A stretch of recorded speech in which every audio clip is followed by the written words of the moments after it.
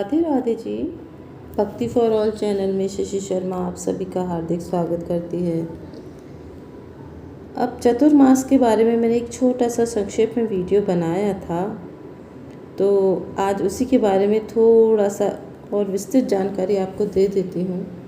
तो आइए उसी के बारे में हम चर्चा करेंगे कि चतुर्मास होता क्या है, चतुर्मास क्या होता है, ये क्यों चतुर्मास इतना शुभ है, भगवान का सोना क्या होता है, भगवान क्यों सोते हैं, चतुर्मास में क्या कार्य कर सकते हैं, क्या कार्य नहीं कर सकते, इसी के बारे में हम चर्चा करेंगे हैं। तो इसी के बारे में मैं आपको बताऊंगी। देवशयनी एकादशी को हम बहुत सारे नामों से जानते हैं। मैंने आपको बताया था कि हरिशयनी एकादशी, देवशयनी एकादशी और बहुत सारी पद्मा एकादशी, कई नामों से हम इसको जानते हैं। तो इसी दिन से जब देव सो जाते हैं तो इसी दिन से चतुर्मास का प्रारंभ भी माना जाता है। तो इसी के बारे में मैं आपको बताती हूँ। सूर्य के मिथुन राशि में आने पर हमारे जो श्री हरि विष्णु हैं क्षीर सागर में निद्रा के लिए, योग निद्रा के लिए चले जाते हैं 4 महीने के लिए। और जब सूर्य तुला राशि में आता है तब उस दिन देव उठनी एकादशी होती है और उस दिन क्षीर सागर से मतलब योग निद्रा से हमारे विष्णु नारायण उनकी नींद खुलती है और वो जाग जाते हैं और उस दिन हमारा चतुर्मास समाप्त हो जाता है। तो ये 4 महीने होते हैं, तो इसको हम मनाते हैं। जिस दिन हम उठाते हैं वो कार्तिक एकादशी, देव उठनी एकादशी होती है और उस दिन हम भगवान को सोते से उठाते हैं। तो इसके बीच में जो अंतराल होता है ना, वो चतुर्मास के नाम से, चातुर्य मास के नाम से, चौमासा के नाम से, बारिश का सीज़न भी तो होता है तो चौमासा के नाम से भी हम उसे जानते हैं। कार्तिक शुक्ल एकादशी देवउठनी एकादशी होती है। उस दिन तुलसी जी का विवाह किया जाता है। सबसे पहला कार्य तुलसी जी का विवाह होता है। उस दिन बहुत सी शादियां होती हैं क्योंकि अबूझ सावा होता है देवउठनी एकादशी का। तुलसी जी का भी विवाह होता है, साथ में हज़ारों लाखों अपने भारतीय भाई बहनों की, बंधुओं की शादियां होती हैं और उस दिन से मांगलिक कार्य शुरू हो जाते हैं। चतुर्मास में क्या होता है कि सभी तपस्वी, साधु, संत एक ही जगह 4 महीना चौमासा जो होता है ना, एक ही जगह रह करके अपने व्रत नियमों का पालन करते हैं और इस समय पे यात्राएं स्थगित हो जाती हैं। आपको पता होगा कि भगवान राम जब सीता की खोज में निकले थे, सुग्रीव से जब मिले थे, बाली का वध किया था, तो उस दौरान भी ये चौमासा लग गया था। तो उन्होंने आगे और काम करने के लिए मना कर दिया था कि नहीं, अभी चौमासा चल रहा है तो अभी तो खोज हो नहीं पाएगी, इस समय हम कहीं जाएंगे नहीं। तो एक ही जगह रहे थे। तो सभी तपस्वी हैं, साधु हैं। आजकल हम बरसात में कहीं जाना आना, मतलब बारिश का सीज़न भी होता है तो रिस्की होता है। तो इसी चक्कर में ये बनाया गया था कि चतुर्मास के नियमों का पालन किया जाएगा। चतुर्मास में कहते हैं कि और तो कहीं की यात्रा करें न करें, नहीं ही करनी चाहिए, पर ब्रज की यात्रा कर सकते हैं क्योंकि हमारे शास्त्रों में, पुराणों में ये कहा गया है कि चतुर्मास के दौरान, चौमासे के दौरान सभी देवी देवता ब्रज में आकर के निवास करते हैं। इसलिए ब्रज की यात्रा अवश्य करनी चाहिए। अगर संभव हो तो इस चौमासे के दौरान, चतुर्मास के दौरान आप ब्रज की यात्रा अवश्य करें। और ये जो चतुर्मास आरंभ होता है तो देवशयनी एकादशी जब हरि विष्णु सो जाते हैं तो इस दौरान कोई भी शुभ मांगलिक कार्य नहीं करने चाहिए। जैसे विवाह है या गृह प्रवेश है और भी बहुत सारे ऐसे शुभ मांगलिक कार्य होते हैं, नहीं करने चाहिए। इस दौरान कहते हैं कि जब श्री हरि विष्णु क्षीर सागर में योग निद्रा के दौरान चले जाते हैं तो भगवान शंकर इस धरती का कार्यभार संभालते हैं।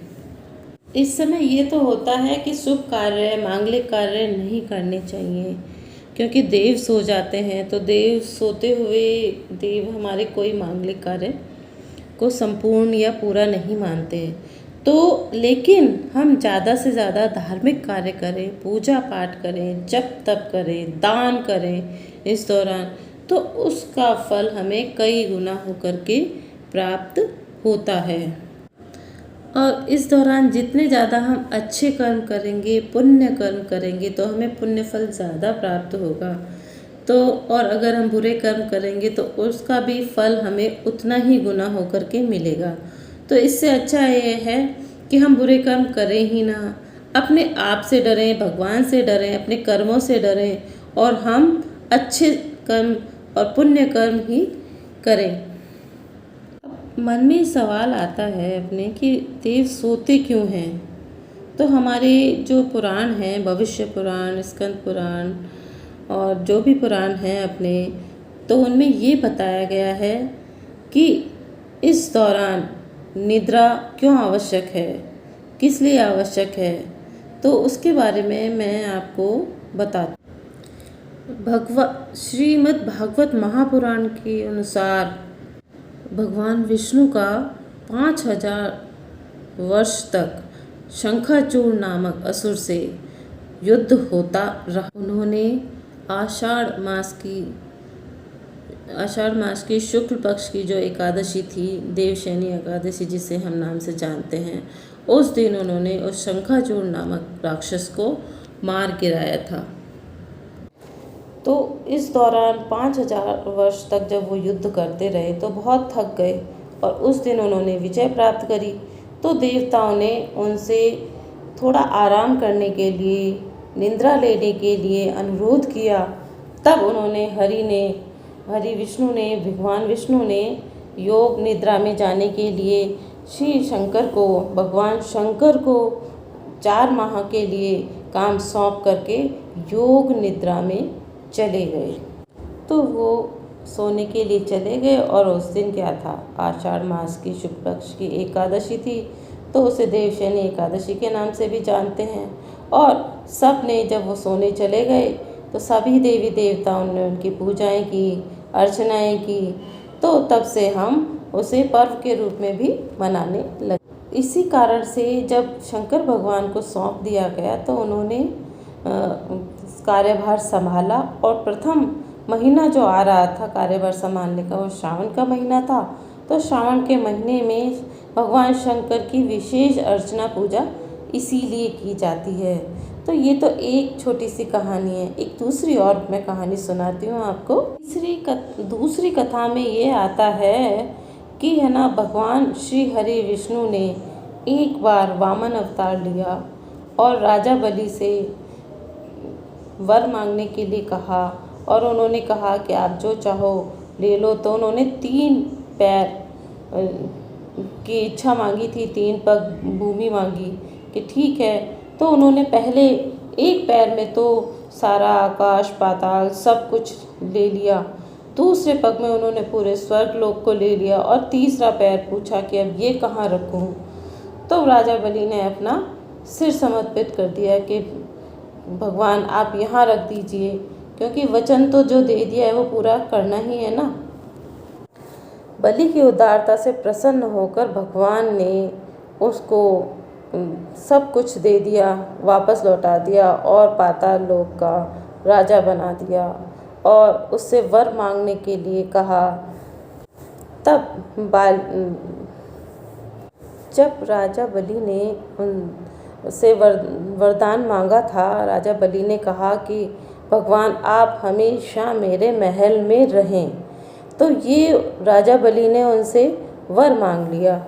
अब भगवान को बंधन में बंधा देख करके माता लक्ष्मी आई।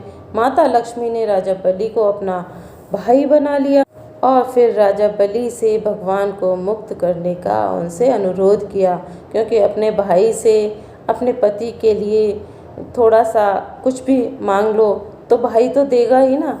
तो उन्होंने उनको मुक्त करने के लिए उनसे अनुरोध किया, और तब से माना जाता है कि और तब से यही माने जाने लगा कि भगवान विष्णु का अनुसरण करते हुए तीनों देव ब्रह्मा विष्णु महेश 4-4 महीने पाताल लोक में निवास करते हैं। जब 4-4 महीने इनमें बटे तो पाताल लोक में निवास करने के लिए तो श्री हरि विष्णु ने देवशयनी एकादशी से देवउठनी एकादशी तक और शिव जी ने देवउठनी एकादशी से शिवरात्रि तक और ब्रह्मा जी ने शिवरात्रि से लेकर के देवशयनी एकादशी तक पाताल लोक में निवास करने का एक कथा ये भी आती है कि एक बार योग निद्रा ने शिव को विष्णु जी को प्रसन्न करने के लिए कठोर तप किया और भगवान विष्णु को प्रसन्न कर लिया। तो भगवान विष्णु ने उनसे प्रसन्न होकर वर मांगने के लिए कहा तो उन्होंने कहा कि हे भगवान, आपने सभी को स्थान दिया है, अपने अंदर सभी को कहीं न कहीं स्थान दे रखा है, लेकिन मुझे आपने अभी तक कोई भी स्थान नहीं दिया, तो कृपया करके मुझे भी कोई स्थान दीजिए। उनका तो शरीर में जो शंख है, चक्र है, कमल है, तो इन सब अच्छी अच्छी चीज़ों से भरा हुआ है। कानों में कुंडल थे, मुकुट था और मतलब उनके पास ऐसे लक्ष्मी जी के द्वारा पूरी शरीर सुशोभित था। उनके पास कोई जगह ही नहीं थी जहाँ योग निद्रा को जगह दी जाए। तो उन्होंने ये देखा कि सिर्फ मेरे नेत्र बचे हुए हैं, तो मैं योग निद्रा को अपने नेत्रों में ही जगह दे देता हूँ। तो उन्होंने उन्हें योग निद्रा को वरदान दिया कि तुम 4 महीने के लिए मेरे नेत्रों में रहोगी। तो देवशयनी एकादशी से लेकर के देवउठनी एकादशी तक योग निद्रा उनके नेत्रों में समाहित रहती है। तो उन्होंने इस प्रकार से उनको अपने नेत्रों में जगह दी। तो मैंने आपको छोटी छोटी सी 3 कथाएं सुना दी हैं कि ये चतुर्मास क्यों होता है और योग निद्रा क्यों आती है और मतलब क्या कारण है, ये आपको मैं बता चुकी हूँ। तो ये हमारा जो 4 महीने का समय है बड़ा ही पावन और बड़ा ही पुण्यकारी होता है। तो आपको इसके बारे में थोड़ी सी जानकारी और दे देती हूँ मैं। इस महीने में जहाँ तक हो सभी को ये प्रयत्न करना चाहिए कि हम कोई ना कोई एक नियम अवश्य लें। अब मैं आपको थोड़ा सा ये बता देती हूँ कि इन 4 महीनों में हम क्या शुभ कार्य कर सकते हैं और क्या नहीं कर सकते हैं। तो ये तो पता ही है कि इन 4 महीनों में मांगलिक कार्य तो नहीं होते हैं। तो अब शुभ मांगलिक कार्यों में हम क्या क्या नहीं कर सकते, ये मैं आपको थोड़ा सा संक्षेप में बता देती हूँ। जैसे यज्ञोपवीत संस्कार हो गए, किसी का विवाह हो गया, दीक्षा ग्रहण करना हो गया, गृह प्रवेश करना हो गया, मकान निर्माण के लिए हम नींव पूजन करते हैं वो नहीं करनी चाहिए, मुंडन संस्कार नहीं करवाना चाहिए, नामकरण संस्कार नहीं होना चाहिए, 16 संस्कारों में से कोई भी एक संस्कार है वो नहीं करना चाहिए। कोई नई दुकान खोल रहे हैं तो वो नहीं करनी चाहिए, नया काम शुरू करने जा रहे हैं तो वो भी हमें नहीं करना चाहिए। अब ये बता देती हूँ कि वो तो मैंने बताया कि क्या नहीं करना चाहिए, ये बता देती हूँ कि इस दौरान हम क्या कर सकते हैं। तो इस समय पे हम देवी देवताओं की आराधना, पूजा पाठ, तपस्या, हवन, धार्मिक आयोजन कार्य, दान, कथा आदि बहुत कर सकते हैं। धार्मिक अनुष्ठान है, जैसे भागवत कथा हो रही है, कहीं रामायण हो रही है, कहीं सुंदरकांड हो रहा है, कहीं भजन संध्याएं हो रही हैं, सत्यनारायण की पूजा आदि हो रही है, या भी पूजा पाठ से संबंधित जो भी कार्य है, भजन कीर्तन से संबंधित, दान पुण्य से संबंधित जो भी कार्य है वो हम अवश्य कर सकते हैं। चतुर्मास में नियम व्रत लेने से या 4 महीने व्रत करने से या रोज श्री हरि विष्णु की पूजा करने से हमें बहुत बहुत बहुत पुण्य कर्म फल प्राप्त होते हैं। ये 4 महीने अगर हम व्रत करते हैं तो हमारा शारीरिक स्वास्थ्य है वो भी बहुत अच्छा हो जाता है। हमारे जीवन के बहुत सारे कष्ट हैं, चाहे आर्थिक ले लो, चाहे शारीरिक ले लो, चाहे मानसिक ले लो, वो सब भी दूर हो जाते हैं। मेरे से अभी कुछ समय पहले ही आपस में महिलाएं हम चर्चा कर रही थी या कुछ वहाँ पर बैठे थे, तो बंधुजनों ने पूछा कि क्या हम चतुर्मास में यज्ञ वगैरह कर सकते हैं, हवन कर सकते हैं।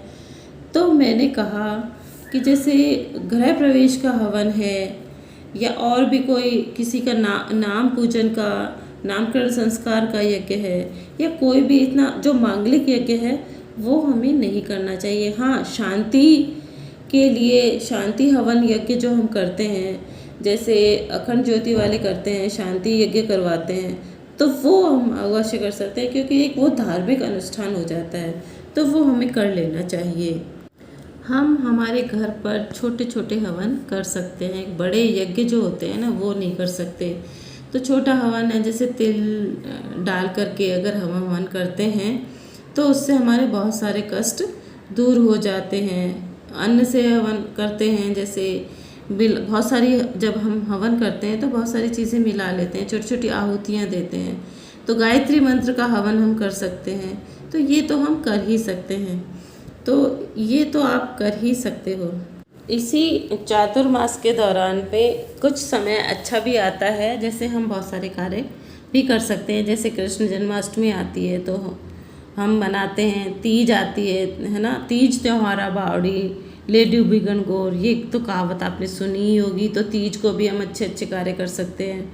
और इसी दौरान नवरात्रा भी आ जाते हैं चतुर्मास के दौरान ही, तो उस समय हम छोटे मोटे, जैसे लड़का लड़की का बंधन है, रोका करना है, तो वो भी हम कर सकते हैं। तो कई शुभ काम ऐसे काम हो सकते हैं, और जैसे विवाह वगैरह नहीं होता है तो वो हम नहीं कर सकते। हमें शॉपिंग वगैरह करनी है शादी के लिए, कुछ अच्छे सामान खरीदने हैं, तो वो भी हम कर सकते हैं। तो इसमें डरने की ज़रूरत नहीं होती है। तो इस तरीके से बहुत सारी चीज़ें होती हैं जो हमें जाननी होती हैं कि हम क्या कर सकते हैं, क्या नहीं कर सकते हैं।